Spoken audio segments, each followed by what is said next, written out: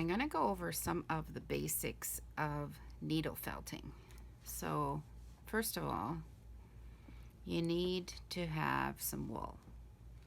So this is wool roving. It comes in twisted sections. You can pull out as much or as little as you need. It has certain lengths to it. It's not the full length. Sometimes it comes mixed with other fibers, but these are basically your color palette.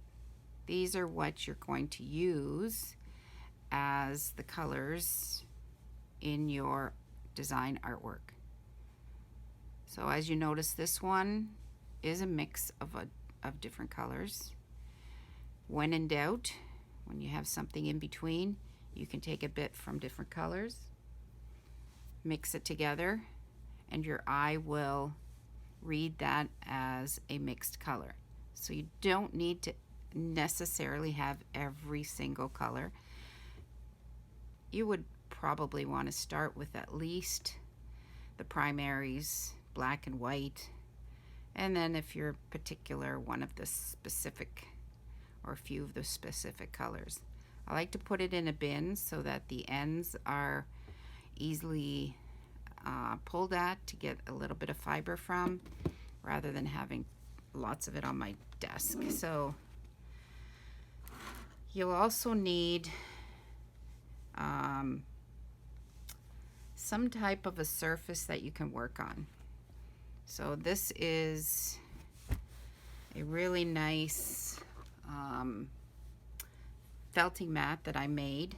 It is made out of very thick vintage virgin wool, and there are 6 layers of this. It's probably been washed very many times, so it's somewhat felted. You can't really see the stitches anymore, and it's very dense, so I thought it's perfect. 6 layers. They were cut to the size I wanted, which is about 8.5 by 11, and then a cover made for it. So you notice it has some give, but it's not too soft. You can use other things like foam or rice filled with inside of a burlap bag, but I like this. It turned out to work really nicely for me. The needle's not going to go all the way through because it ends up being a fair thickness. Now these are felting needles. They are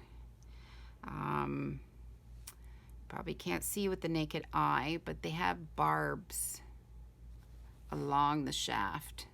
So as you stab into the fabric, the barbs will grab some of these fibers and push them into the fabric. So there's individual needles. There are tools like this one, which comes with 7 needles installed. Now it's unlocked, so if I carefully push this, 7 needles will stab at once. Turn it, locks it, so you don't get poked. Yeah, I'm sure you're going to stab yourself at some point. So this is when you want to get lots of stabbing done at the same time. So the other thing to consider is your fabric. Now, one of the things I noticed right away is how well these take to drawing the design onto. So this is wool. Old blanket will work nicely. Wool on wool. All kind of depends on what kind of look you want. Linen is very strong fiber. It tends to wrinkle, so kind of be aware of that. You want something that's pretty tight weave. So that's a pretty tight weave linen. Would work nicely. Wool felt, or sometimes they call it pre-felt, is a piece of felt, but it's probably not polyester. It shouldn't be polyester. This is, from my burn test, a combination of wool and possibly another fiber.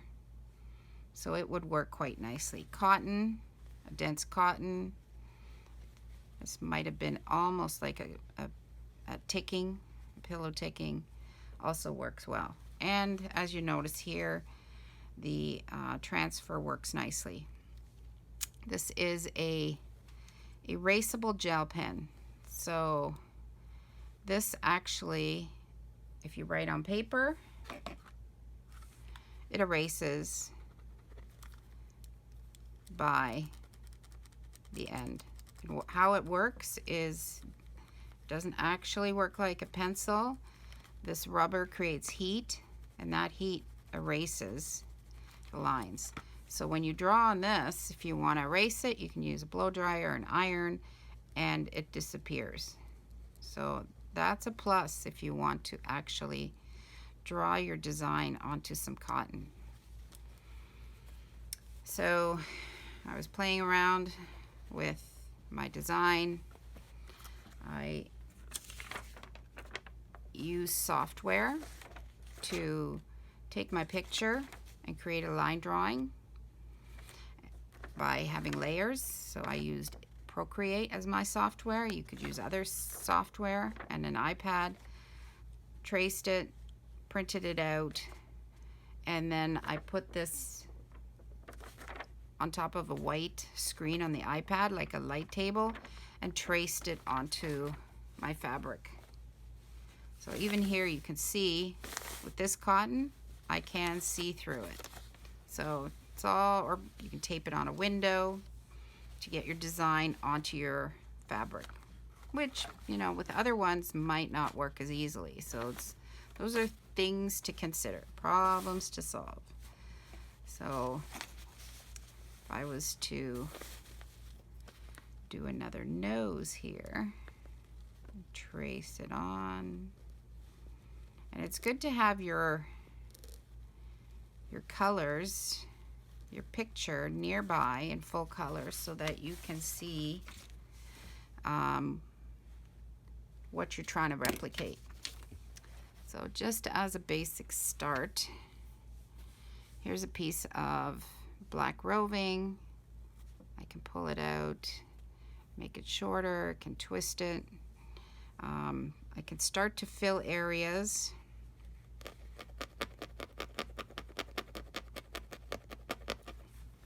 It's pretty simple.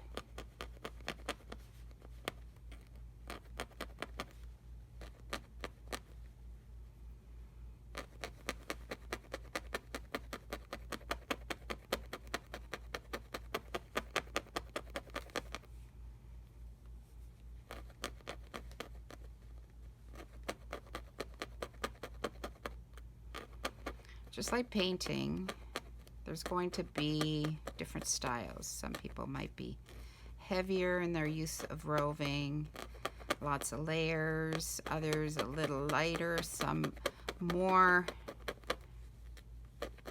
filled in, solid, thick. Also even more worked with the needle. So if I want to get that nice and flat now, I can go over it.